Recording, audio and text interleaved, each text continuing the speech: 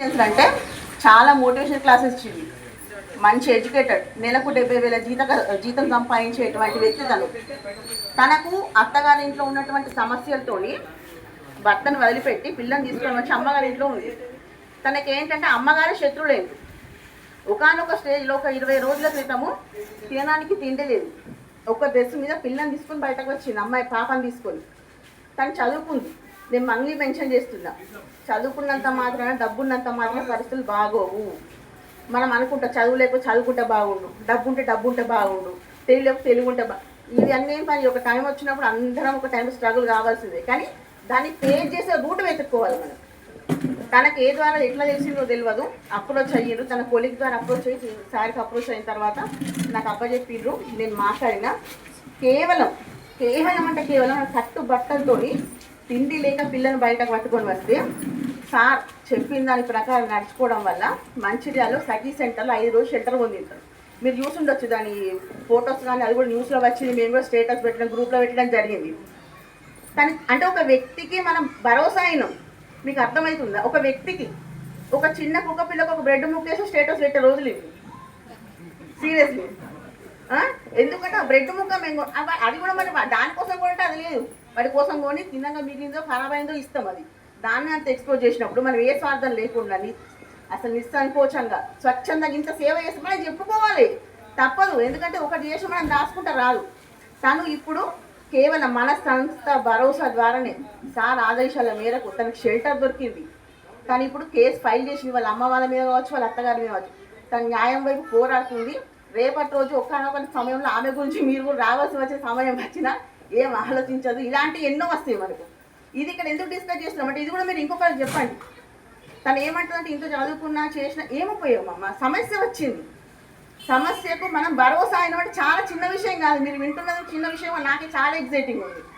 ఒక మనిషికి భరోసా అనుడు అనేది చాలా చాలా గొప్ప విషయం. సంస్థ ద్వారా మనం ఒక మనిషికి వ్యక్తిగతంగా కాకపోయినా సంస్థ ద్వారా మనకు న్యాయం చేసే వైపు మనం నడుస్తున్నాము అంటే ఎన్ని చేతులు వేస్తే ఎంత మాట సాయం చేస్తే జరుగుతుంది. శ్రీనివాస్ సార్ అయితే లిటరల్లీ ఏ ఒక్క ఫోన్ ఒక అరగంట, గంట, 2 గంటలు మాట్లాడినా విసుక్కోరు. ఎందుకంటే అవగాహన మనకు వచ్చిందంటే పీక్ మూమెంట్లే వస్తారు, టైంపాస్ ముచ్చట్లు ఉండవు. మనం కూడా అంతే సమయం కేటాయించి వాళ్ళ సమస్య ఏంటిది మనకు తెలియదమ్మా. మనం ఎంత చదువుకున్నా, ఎంత పెద్ద ఉద్యోగాలు చేసినా ఒక టైంలో మనకు తోచదు. అడగాలి, సలహా తీసుకోవాలి, దాన్ని కన్వే చేయాలి. భరోసా మనకి ఏం తెలియదు, సరేం కాదు, కనీసం వాళ్ళని సంధాయించాలి. ఇళ్ళల్లో కూడా అమ్మా మీరు ఏంటంటే మేము మంచిగానే ఉంటున్నాం, మా కోడలు మంచిగా ఉంటుంది, నేను మంచిగా ఉంటున్నా, మా అత్త మంచిగా ఉంటుంది, అందరూ మంచిగా ఉన్నాక లొల్లు ఎందుకైతే మరి కాంప్రమైజ్ అంటే కదా, నష్టమే ఉంది. అరే ఆల్రెడీ చాలా చచ్చిపోతున్నారు జనాలు, రోగాలు వచ్చి యాక్సిడెంట్లు అయ్యి ఉన్న కొంచెం జీవితం సార్. మన పిల్లల కోసం మనం ఎంత దండాడుతున్నాం, మన కోసం దండాడితే మనం ఇంత పెద్దగానమా అంటారు, తంతరు పడాలి. పెడితే తింటారని పంట పడరు. ఎందుకు పడరు? ఈగో. అవి మనం 10 రూపాయలు సంపాదించగానే మనం బండి కొనుక్కున్నాం, కారు కొనుక్కున్నాం. నువ్వు అక్కడ దాకా ఎట్లా వచ్చినావు, ఏం చేస్తే వచ్చినావు? రేపు నిన్న అదే ప్రశ్న నీ పిల్లలంతా ఏ సమాధానం చెప్తావు? విలువలు పోగొట్టుకోకండి దయచేసి. బంధాలకు వాల్యూ ఇవ్వండి. మనల్ని చూసి ఇంకొకరు నేర్చుకుంటారు, భ్రమల బతకకండి. నిజం అది. ఖచ్చితంగా మనం ఎవ్వరు చూడడం అనుకుంటారు, ఖచ్చితంగా కన్నులో ప్రతి ఒక్కరు మన సిచ్యువేషన్ అందరూ చూసి, కానీ బయట కన్నారు ఎందుకులే, మనకులే అండి, మనకెందుకులే. కానీ వాళ్ళ సావేదో వస్తున్నారు, వాళ్ళ కథేదో వాళ్ళు వస్తున్నారు, మనకెందుకులే. కానీ వద్దు, ఇది విడిచిపెట్టండి. పక్కకుండా ఉండేవాడిని కొట్టు, ఎందుకు కొట్టుని అడగండి. మీకెందుకు దొడ మీద ఒకటి అందుకోండి. మీ ఇంట్లో ఇది సమాజంలో ఉన్నప్పుడు సమాజం ప్రశ్నించే హక్కు ఉంటే జవాబు చెప్పే వాటికి ఖచ్చితంగా నీకు రెస్పాన్సిబిలిటీ ఉంది. రెస్పాన్సిబిలిటీ మీకు ఉంది, అడగాలి. భయపడద్దమ్మా ఫస్ట్. అయినా అసలు నిజం చెప్పండి, ఎవరైనా భయపడతారా? ఇడిచిపెడితే ఇంట్లో ఇల్లు దగ్గర పెడతారు, అవునా? ఆ విషయాన్ని, మీ ధైర్యాన్ని ఇంకొకరికి చెప్పండి, ఖచ్చితంగా మోటివేట్ చేయండి. ఇంకొకటి, సంస్థకు వచ్చే వరకు చాలామందికి ఒక సంస్థ ఉంది, ఏదో ఆర్గనైజేషన్ ఉంది, చేద్దాంలే అనుకుంటారు. చాలామందికి తెలియకుండా వచ్చి మంచి నేర్చుకొని చేసేటి వాళ్ళు ఉన్నారు.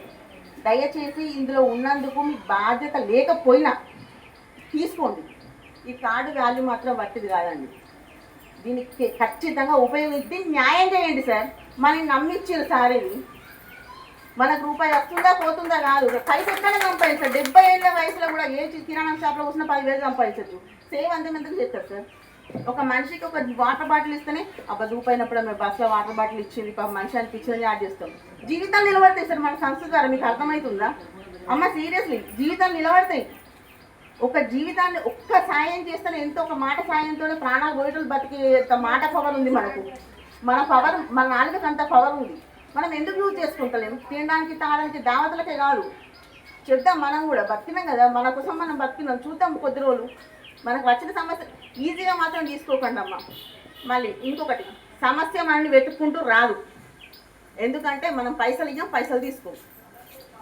సమస్య మనల్ని వెతుక్కుంటూ రాదు. మనం క్వశ్చన్ చేయాలి, కనబడితే అడగాలి, పడితే లేపాలి. పడ్డాడు కదా వాడిని ముట్టుకుంటే మన గురుదంటే రేపటి రోజు నువ్వు పడితే నీకు ఎవరు రాడు. దేవుడన్నా సాయం చేస్తారన్న భ్రమలో ఉండండి. కనీసం ఖచ్చితంగా మన సంస్థ తరఫున మనం ఎంతో చేయాలని ఫిక్స్గా అండి. రిటైర్డ్ అయినా సరే, వర్కింగ్ అయినా సరే, హౌస్ వైఫ్ అయినా సరే, టైం పాస్ కిందకి వచ్చినా సరే బాధ్యతగా తీసుకోండి. స్వచ్ఛందంగా అంటే కానీ చాలా చాలా గొప్ప విషయము. మిమ్మల్ని మీరు చాటుకోండమ్మా. సార్ మీరు కూడా ప్రతి ఒక్కరు, అంటే ఏ ఒక్కరిని ఉద్దేశించి కాదు, మన కుటుంబ సభ్యులందరిని ఉద్దేశించి చెప్తున్నా. మనమేందో నీవు చూపించుకుందాం. ఆల్రెడీ మన కోసం చాలా బతికినాం. కనీసం ఒకరికి ఉపయోగపడే విధంగా బతుకుదాం కొద్ది రోజులు. ఈ సంస్థ ద్వారా అవకాశం వచ్చిందని కూడా వినియోగించుకుందాం. మహిళలు మీరు భయపడకండి. అసలు ఆ భయం అనేది మనకు తెలియదు, కానీ ఏదో సిచ్యువేషన్ కొంచెం మెయింటైన్ చేస్తాము. దాన్ని విడిచిపెట్టండి, క్వశ్చన్ చేయడం స్టార్ట్ చేయండి. ఏదున్నా మనసులో కాకుండా మాట ద్వారా బయటికి ధైర్యమే కానీ, భయమే కానీ, ప్రశ్నే కానీ మొదలు పెట్టండి. అన్నీ బాగుంటాయి, అంతా బాగుండాలి. థ్యాంక్ యూ సో మచ్ అండి.